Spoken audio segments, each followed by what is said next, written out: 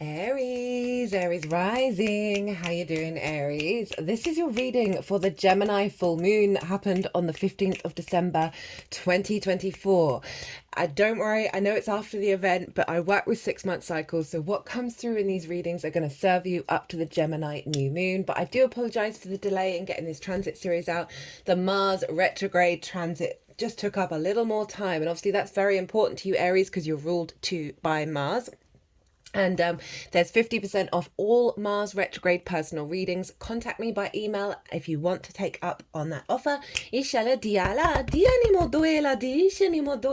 Hello and welcome. My name's Chloe. I work with card divination, astrology, and I channel multi-dimensional energies through my body, both in the form of physical and vocal light language. This brings in healing, attunement, activation codes to the messages that come through in this reading. I read for the rising signs, so for those of you who don't have Aries in the first house, look to what house it does fall in your natal chart. Look to the themes of that house, and you want to apply those themes along with all the other meaning you've got going on there, say sun, moon, Mars, whatever it is, to what comes through in the reading, because it will be as if that Aries energy, wherever it falls in your natal chart, has now energetically moved to the first house. So the astrology for the rising sign will always still link in, but you just got to add on your own natal chart meaning on top of it. For example, I have Aries in the 9th house, so I'd apply the themes of the 9th to that. I've also got my midheaven there, so I'd apply all of that to what comes through in this reading. As always, take what resonates and leave what doesn't. So I've done a collective reading. It's always the first reading that goes out, and I've broken down the astrology in way more detail. I talk about all the aspects of how the celestial bodies are talking to each other at the exact moment of the full moon, and that forms a harmonic energetic blueprint that we then work with. It acts as the underlying energy of what shows up here for each of the 12 signs. And it honestly blew my tiny little mind of everything that I was channeling, everything I was talking about with the astrology. The cards immediately were reflecting that. It was quite wild. I also get more esoteric, more philosophical, bigger picture stuff comes through in that collective reading. So as I said, if you want a deeper dive, pause this video, go watch that, come back and see how that adds on to what's coming to for the Aries energy. So I'm going to be pulling some tarot cards while I break down the astrology for Aries rising. There's going to be 2 piles here. First pile is the download that you're getting, or that you got at the full moon. And even though full moons mark a completion of a cycle, they then bring in a download that we then work with over the next 6 months. So that's what's going to be coming through in pile 1. We're also going to have how to work with that energy in pile 2. You'll get the card at the bottom of the deck, which is kind of like the underlying manifestation energy. I'm also going to be pulling a couple of cards on Mercury going direct. Now, it was retrograde at the exact moment of the full moon, and I break down in that collective reading the resonance and the meaning behind that. But I'm going to be pulling some cards of its direct motion. And these cards are going to help you work with that energy that's around until the 3rd of January. So Mercury is direct, it's going over the retrograde degrees, so it's still in the retrograde cycle until the 3rd of January, when it activates the integration of all of what we've just gone through and then activates a new cycle. So the cards that I'm pulling are going to serve you up until the 3rd of January. I'm also going to be pulling some cards from 2 oracle decks to get some extra messages, or sometimes it just summarizes everything that's come up in the reading. Okay, let's get on with it. Itala, dishala maduela, dishinia, ela maduela, dishini motofala. So Aries rising, where did this moon happen for you? Well. It happened in your 3rd house of communication. This is the house of the goddess, by the way, in terms of the traditional names for these houses. This is where we bring our big picture philosophies from the 9th, where the sun is, down into the 3D world, down into our day-to-day, right? Finding that meaning and resonance in the washing up, right? 3rd house for me is so important. The more we find that resonance in the little things, the more it trickles into the bigger picture. 3rd house is the moon's favorite house to be in. So this was a big beautiful, lovely moon for you, right? The moon's really happy here, right? Of tending to your needs on a day-to-day basis, of getting nourishment, of communicating very intuitively.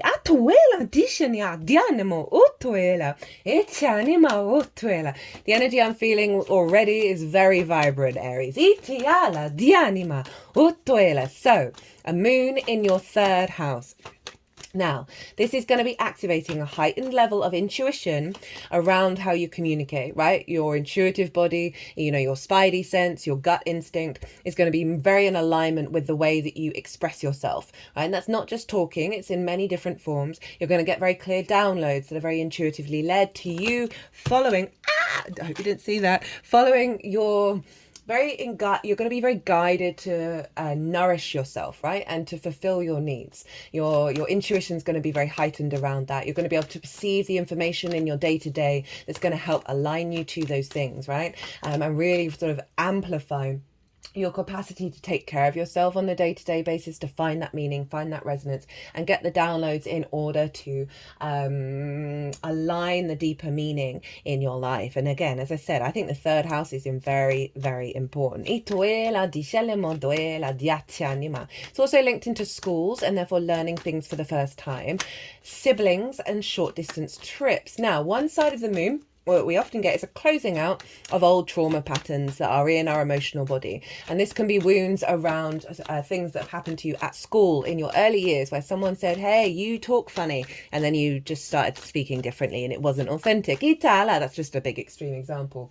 Or siblings who are like, oh, you're really dumb, you can't ever learn anything. I mean, these are really basic examples, but you can apply it to your own frequency. That the moon is closing out this energy that's stopping us from really expanding our inner wisdom. It's really going to be a clarity in the way that you communicate that's connected to source, your higher self, and really elevating how you're finding more play and curiosity in your day-to-day. If you've done a course, this can come to a completion around the full moon, as well as you spending, just having more, you know, connection to your local community, going out and about and getting, you know, so often when we're like in the line at the shop, like somebody can be having a conversation and they've just said something that really resonates with you, that's like a jigsaw piece that then helps lock into you. And that's, you know, we can get this sense of synchronicities in our day-to-day getting really heightened. Oh, my head has just started throbbing. Yeah,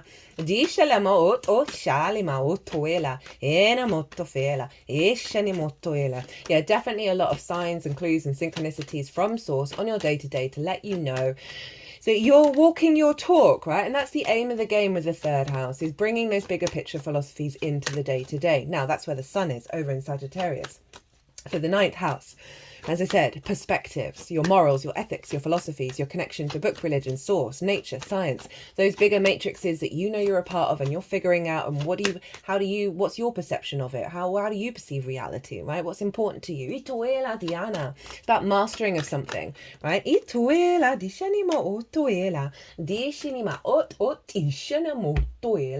Mastering something and sharing your perspectives. It's also about going and living somewhere for a longish period of time that is unfamiliar to you, to do what? Broaden your perspectives. So the sun is there, right? The sun is really helping amplify and heighten your perspective. So often that ninth house can take a bashing because of everything that's going on in the world. And so we can diminish ourselves. We get absorbed by collective think, and we aren't operating from our true perspectives. This alignment, because the sun's favorite place to be is in the ninth house. So whenever we have a lunation in the third, we have a full moon in the third, we have the sun and the moon in really good places, which is probably why I'm feeling such high energy. So there's a real alignment coming in with your soul's perspectives, right? Which is you, just not with the conditioning of this lifetime. Helping you roam beyond the convention, right? And being able to apply that into your day-to-day, being able to communicate it without getting your heckles up if no one else agrees with you, and not losing how you believe because other people aren't agreeing. Those are some big themes that can show up with a full moon in these two signs, of you being able to walk your talk and find resonance in the little things, in the walk to the shop. Dialama do shinima. Spring in your step, Aries. Itoela dianima. Ot ishinima. Itanima. To fiala. Ishanima dushanima. Datatchinima. Okay.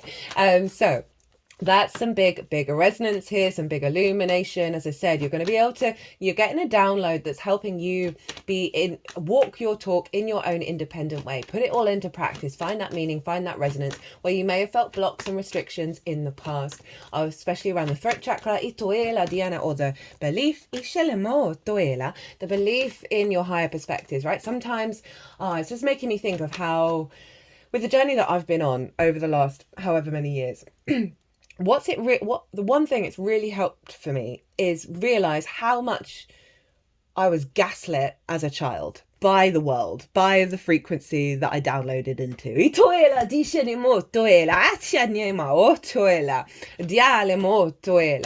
Right? And how the more that you get within your own frequency, the more you pull back those layers, the more you realize, okay, so my reality is real. Doesn't mean that other people's realities aren't real, but that sense of the realization of your own perspectives, of your own understanding of how reality works for you. Otuela, dishinima, ela, dianima, dufana, etanima, oshinima, elama, diachanima, ototushinima, diania. So it's really allowing you to break out of the norm and really come back to yourself. Vishani muyala, etanama, now we want to look to where the ruler of the moon is, because whatever's going on with the ruler is always influencing the sign that it rules. And so we want to look to where Mercury is, because Mercury rules Gemini and Mercury's over in the sign of Sagittarius, and as I said, was retrograde at the exact moment of the full moon. And as I said, I talk about that in more detail in the collective reading. But basically, it was stationing direct. It wasn't direct yet, but it was slowed down. And this, when planets are slowed down, or celestial bodies, they are really powerful. But it's still the retrograde energy. And retrogrades ask us to look to the past in order to bring depth and nuance of our observant understanding of what's going on now. And also they bring refinement, they bring nuance, they bring sort of a really more complex, deeper understanding. And so you are gonna get some real core downloads that are upgrading your embodiment of your perspectives, right? And really allow you that sense of support from source, the awareness, the understanding, and really going to be opening you up to because you're getting this integration. It's going to allow you to expand into new levels. They're hitting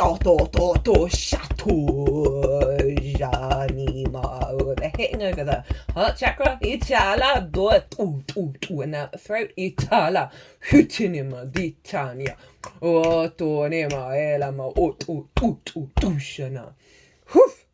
That felt like some Mars energy coming through. For you to walk your talk, basically. So that Mercury retrograde is influencing what's going on with the moon, of really allowing you to just give yourself some breathing space to digest truly what your perspectives are. And that's going to give you a deeper resonance of allowing that intuitive flow, because you're allowing the observer mode to kick in, because you're letting things fall away. Then through that sense of surrender, because retrogrades for me are very yin in nature, getting out of your own way. So then the instincts, the intuition, right, of that moon in the third is going to come through really loudly, and it's going to allow you to be more in your flow state. And now, who rules Sagittarius? Well, that's Jupiter. And where's Jupiter? Over in the sign of Gemini. So this is what's called mutual reception. The two rulers are in each other's signs. They're both ruling the sun and the moon. They are, in fact, ruling the whole chart.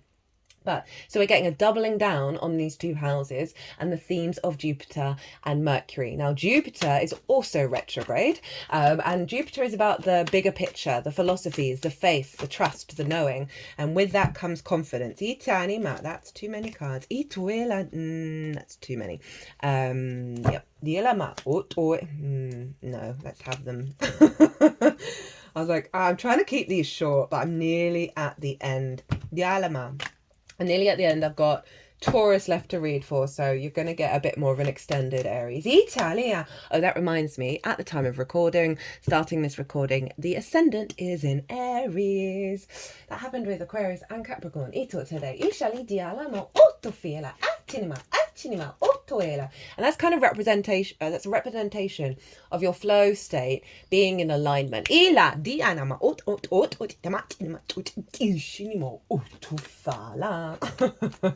The energy is wild, Aries. Oh, bottom of the deck. Itala, Dishani, Diana, Dofana, Dianama. Where was I? Jupiter, right? That sense of flow, that sense of expansion, and this sense of feeling protected and in your own body and generous in your own life, sense of opportunities, but wisdom, higher wisdom, but it's retrograde. So all of that is internalizing right now. And so there may be a restriction around that in your day-to-day. Just trust that it's building the resources internally, allowing you again to get to a deeper connection with your soul. That is you, beyond the conditioning. So in all of the readings, there's been a lot, especially in this pile, about reflecting on the past, of what's blocking. Because even though we're getting a really big upgrade here, it's because of that, that's allowing some real big stuff to come through for us to let go of and release over the next 6 months. Whoa,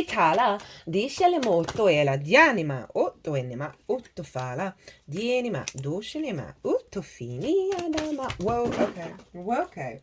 Diana. Okay, so I put 2 cards back and then all the cards have fallen all over the floor, and I think that's the deck's version of saying, hey, listen to me. Don't ignore me when I do what I want to do. Let me just find those cards. Diana. Oh, I'm now pulling the cards for the Mercury direct action. Give me a second, Aries. There is, with these retrogrades, like patience and like allowing yourself to be still, allowing things to process, allowing things to come through, and not worrying about the speed in which things are happening or whether they're happening at all, because there's a lot of stuff going on behind the scenes. Atianima, otofiela. And I know Aries, very quick off the mark, especially the Gemini energy, as well as for the way that you communicate and how like you go about your day-to-day. Right, this is really, with the retrogrades, it is getting all of the yang energy to just be like, hey, just chill for a second.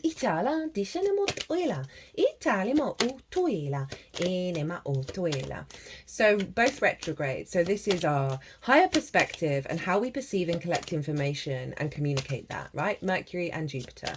And so they're in each other's realms. They're facilitating each other's journeys. So there's a feedback loop between these 2 houses, between these 2 planets that are getting us in alignment, right? So you may go back and forth and shift your perspectives because of things that you're learning in the day-to-day. Or things that you're putting into practice in the day-to-day that's then elevating your perspectives and also being able to really implement those perspectives in the day-to-day. It's a beautiful energy I'm getting here.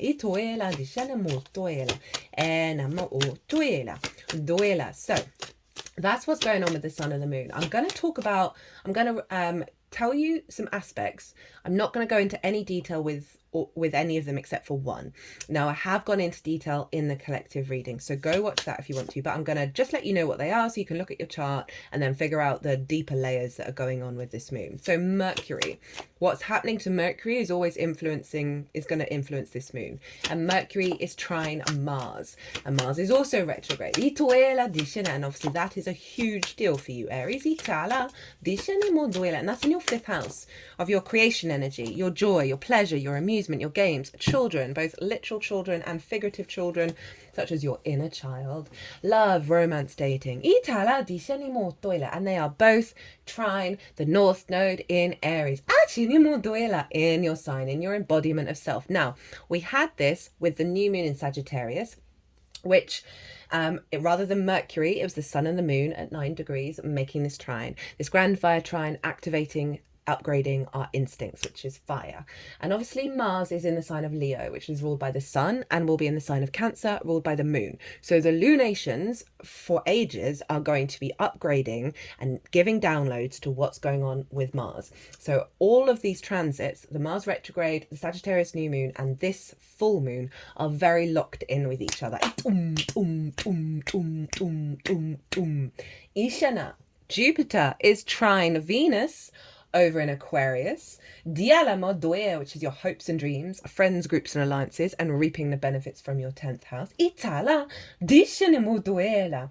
Jupiter is also square Saturn in Pisces.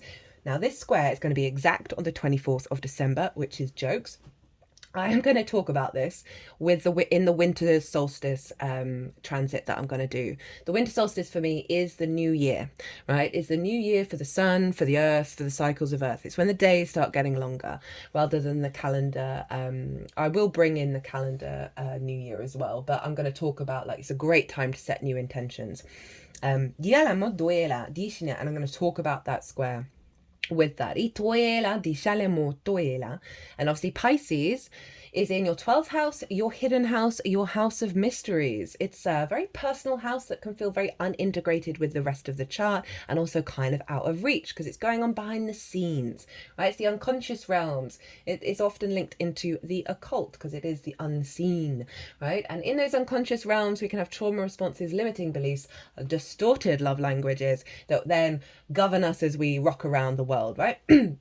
And this is also where anxiety, depression, loss, grief, isolation all hang out. All of that good stuff is on top of the magic of your soul, which is hidden underneath all of it. And your magic is Pisces. That's your power up. And it's the cosmic joke of the universe to put it underneath all of that conditioning that we are here to slowly unravel.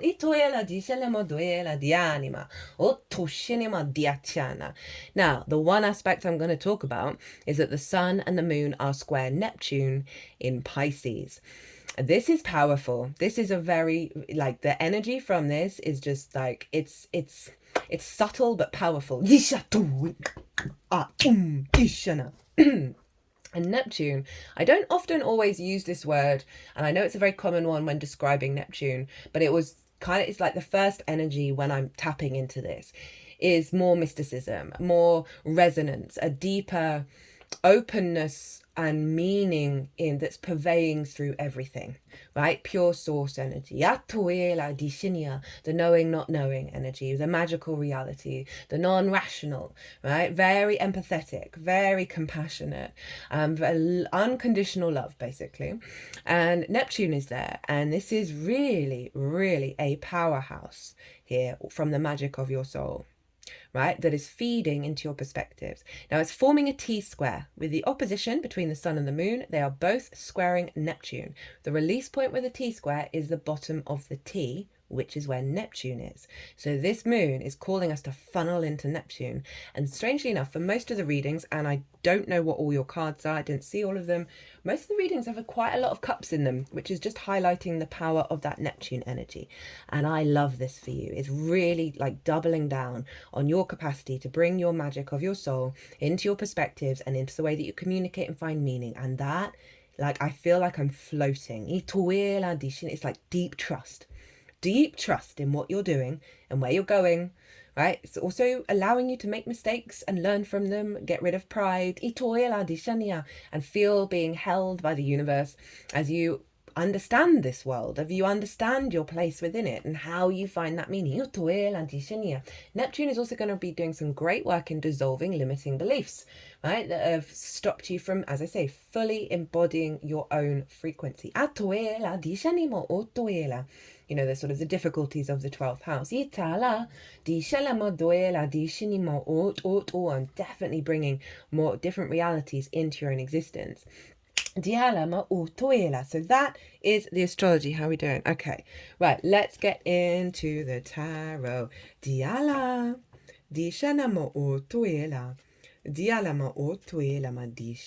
So we have, for the intention, the download that you're getting, that you're going to be working with over the next, up to the new moon in Gemini. we have the Queen of Wands, the Three of Wands, hello Sun in Aries, and the Three of Cups. This is powerful. There's those cups. So we have the Queen of Wands, and this is a real cultivation of your inner spark, of you. She's very independent. Look how she's sitting. If we think about the garb that they're all wearing, very medieval. If you saw a woman sitting like this, she'd probably be deemed a harlot, right? Or banished from the kingdom. She don't care. She's very independent, very sovereign. You know, her passions are her passions. Her instincts are her instincts. She's beholden to none. And queens nurture, they nourish, they observe and cultivate and bring depth and nuance. They are yin in their nature. And she's got a sunflower. And this means there's an instinct that you're cultivating that's always guiding you towards the light. And you've got that lucky black cat there. What I love about this showing up is this moon is giving you the space with these retrogrades to really cultivate your perspectives and be your independent self in your day-to-day, in the way that you communicate. Here for this, right? Obviously, big fire energy. You got Aries, you got that North Node in your sign. Going to be leaving in January. Speaking of Aries, right? This figure knows they're always doing their best. They have the higher ground. They're not worried about how things are going to unfold because they're always showing up and doing their best. Very confident, right? Very in their own power. Sun in Aries, right? So the sun is exalted in Aries. And so there's a real sense of you being able to go on your own hero's journey and not be distorted by what the fear mindset and what other people are thinking, or whether they're questioning who you are and what you are. You know. And so it's bringing in this energy of you embodying this and you really feeling this and going about your day with the confidence, the inner knowing, right? That you are capable of meeting anything in your highest, for your highest good. Three of Cups. Hello flow, hello union, hello joy, hello abundance. Hello having fun, right? Beautiful energy, cups energy. Hello Neptune. Now, the birth, there's a tarot reader. I always like to give credit when I've heard something that I don't ever put my own stance on or come up with my own conclusions, because it just resonated so strongly. There's a tarot reader called the Birth of Venus, and she equates this card as being with your soul family, your soul guides, your soul team, and being in union with them. So this I love for the 12th house Neptune energy, right? Of really bringing in a deeper resonance with the magic of your soul, being in union with it, finding the abundance in it, and that having a knock-on effect of having joy in your day-to-day. And also, if we think about you communicating your perspectives, right? These figures, they're all getting on. They're all enjoying each other, but it doesn't mean that they agree with each other all the time, right? But they're okay with that. They're not getting defensive. They're not hypersensitive. They're not gunning for anybody. They're listening. They're open. They're open to receive and be in union. And I love that for the 9th and 3rd house combination of your understanding, your resonance being very embodied, which means if people disagree with you, then they do, and you're not getting angry about it. Your heckles aren't getting up. Or you're not getting sensitive and then forgetting what you really believe. Love that energy. Big, 2 3s. Very powerful. Oh yeah, here are all. Okay. So I pulled these 2 cards, and then when I was trying to get the 3rd card, all these came out. So here they are. So we have the Knight of Wands and the Page of Wands. Now the Knight of Wands in reverse is calling you to reflect on where you're blocked from roaming, from following your so knights embody their suit. And so if we think about the 9th house of your perspectives and how you implement it in the day-to-day, where's that being blocked, right? And they want you to think about it. They want you to have that conversation, to engage with that energy, and then to listen to what your instincts and the communication from source is trying to tell you about where those blocks are and how to move past them. Because the page is wanting you to think also about your childhood as well, because they're youthful, but also they're opening you up to new understandings, right? And getting you out of this block. But as I said, a lot of the cards for all the signs have been about reflect on where there is a stagnation, where there is an old loop that you can then shift and change from. So where are you being restricted to roam? Where have you been restricted to feel free in embodying yourself? Look to those things, not to dwell on them, not to hide in them and fall into the pit, but to then, set the intention and also bring in the energy of the Page of Wands of like, where's the inspiration to move from that? And it'll give you clues about what you can do to help work through this stuck energy. And as I said, pages, very youthful. They're not jaded. So there's fresh, new ideas, new perspectives. And when I say new, I just mean you connecting to your soul beyond the conditioning, right? And so there's a lot of movement and communication here. Well, there's a block of movement, but there's a lot of movement with the communication and wanting to open up to new pathways.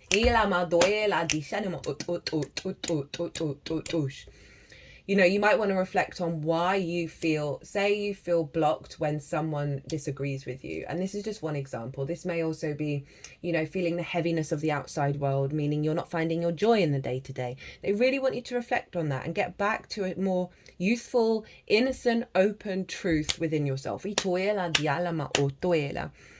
I mention schools as well, right? That what may have been said, so that might be pointing at when you were younger. Maybe do a meditation to open up, to have a memory be revealed to you that you can then unlock it. Or maybe you don't even need to know what it was, and just set that intention of doing, maybe with a candle, and doing breath work, of bringing the fire and the air together, of releasing those.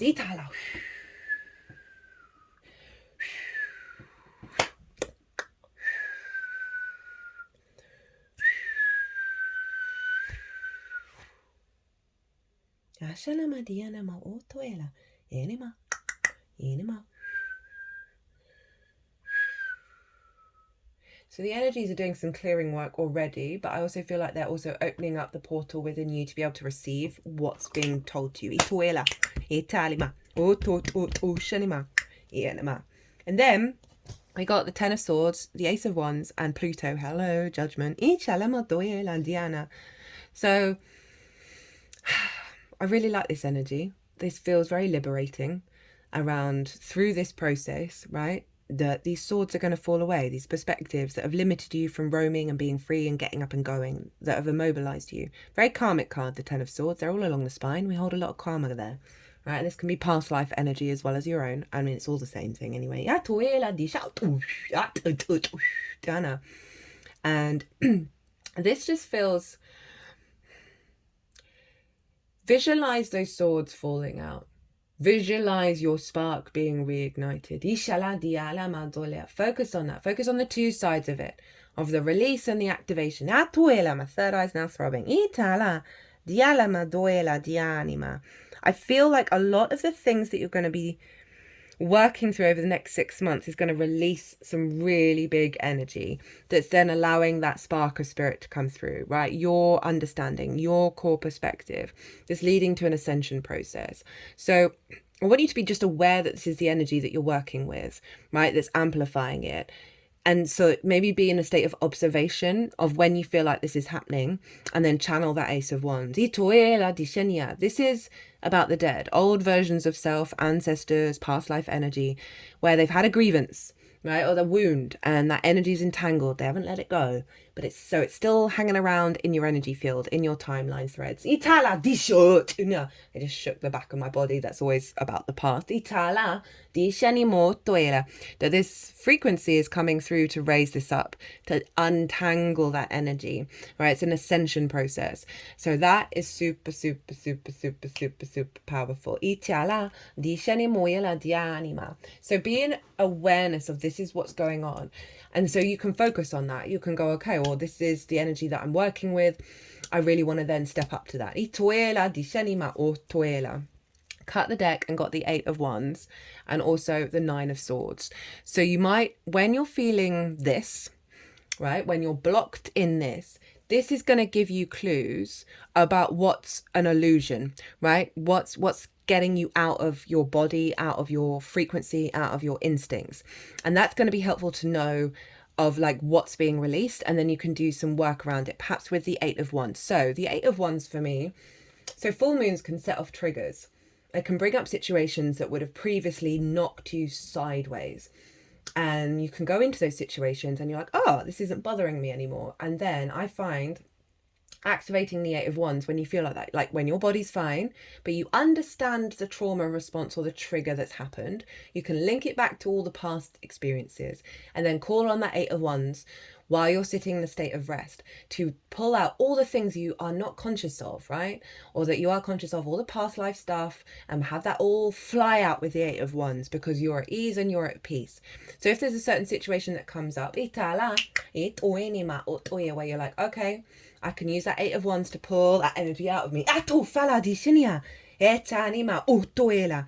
the deck a couple of times. You've got a lot of cards now. Got the Five of Swords in reverse and then the Fool. So this process is going to help liberate conflict within you and help set you free so you can walk your own path.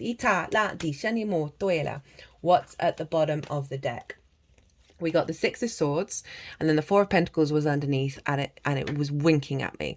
So this is the acknowledgement that you're moving into a new territory where you create from your own frequency, right? This limbo phase of going into a landscape that's calmer. Remember that Five of Swords, it came up in reverse. You're taking with you the perspectives so you can thrive and then build from a sense of your sovereignty and build in the 3D world based on this perspective, based on the meaning and the resonance you're finding in the 3D world, right? Because you're letting go of so much clutter that wasn't to do with you.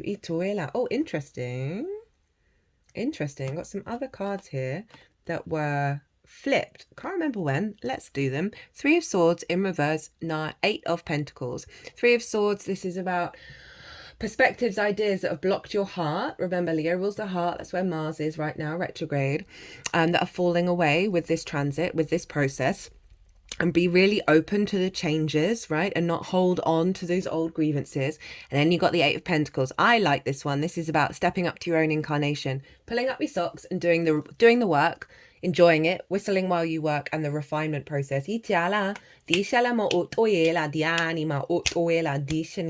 this is saying, hey, put this all into practice, right? Whatever inspiration that you're getting, apply it into your day-to-day. See what happens. It might not sit with you. It might not be the clothes that you want to wear, right? And then you decide, oh no, I quite fancy, if I amend this in this way and go this way, then you learn, right? The retrogrades are all about doing things, not necessarily getting it right, learning from the experience, bringing further depth into you. Ituela, what's Mercury up to?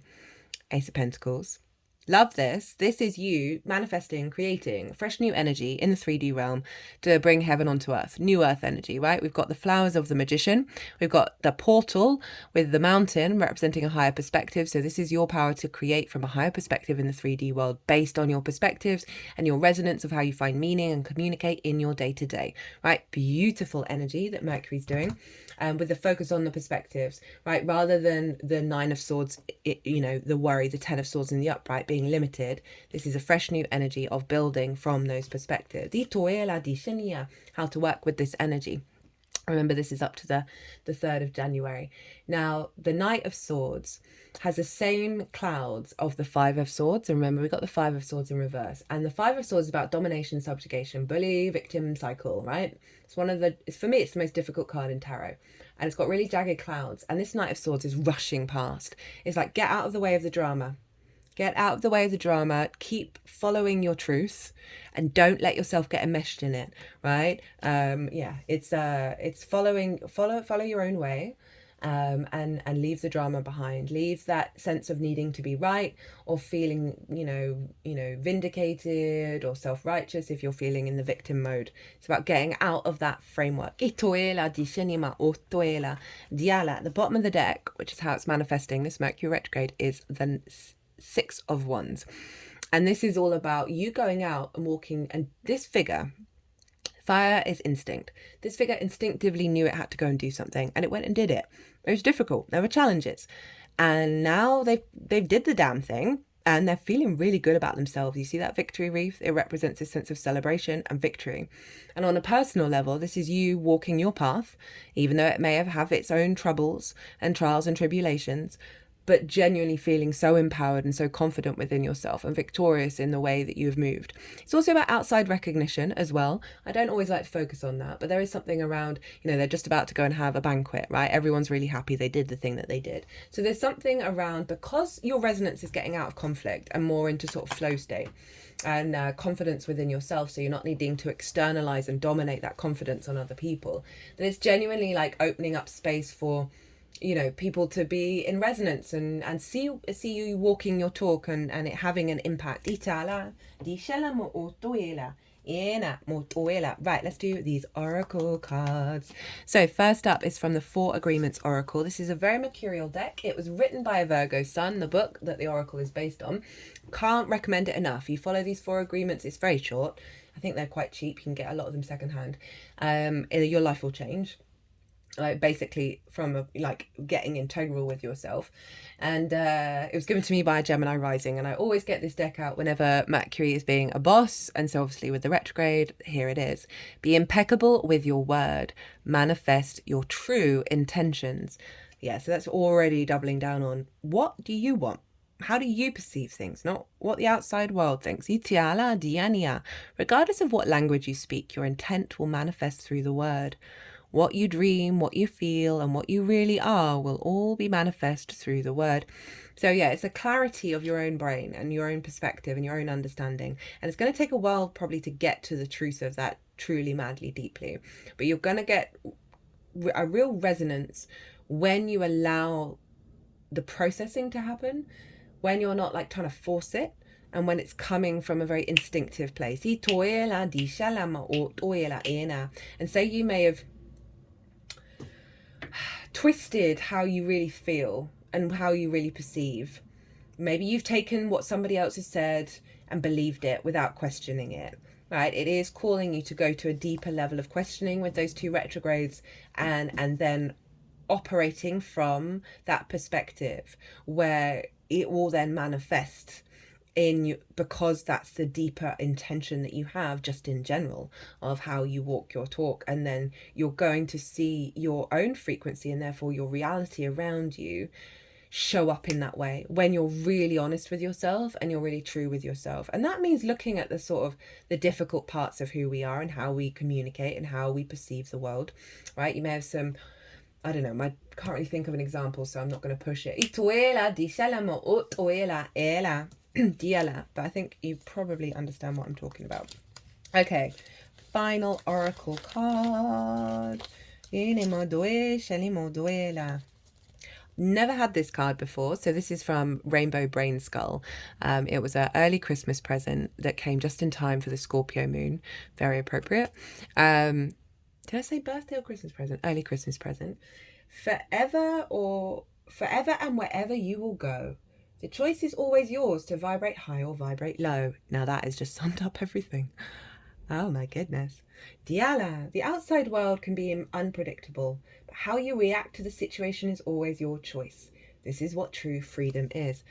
Well, that really genuinely, full-heartedly summed up that whole reading. I don't feel like I need to say anything more with that card. Oh my God. Aries, I hope you enjoyed this. I hope it resonated. If it did, hit that like button, leave me a comment. It brings me a lot of joy. If you want to take me up on that Mars retrograde transit, would recommend, just because Mars is your ruler. It's 50% off. Email me directly to activate that discount. If you want a personal reading about anything else, perhaps the final little push of the North Node being in your sign, or what's going to get integrated as it leaves your sign, because we all often, whenever something leaves a sign, we then feel the full resonance of it, of everything that we've learned, or anything else at all. My website is in the description box. If you want to pay by PayPal, email me directly. But other than that, Aries, be good to yourselves, be good to those around you, safe travels, and be well until we meet again.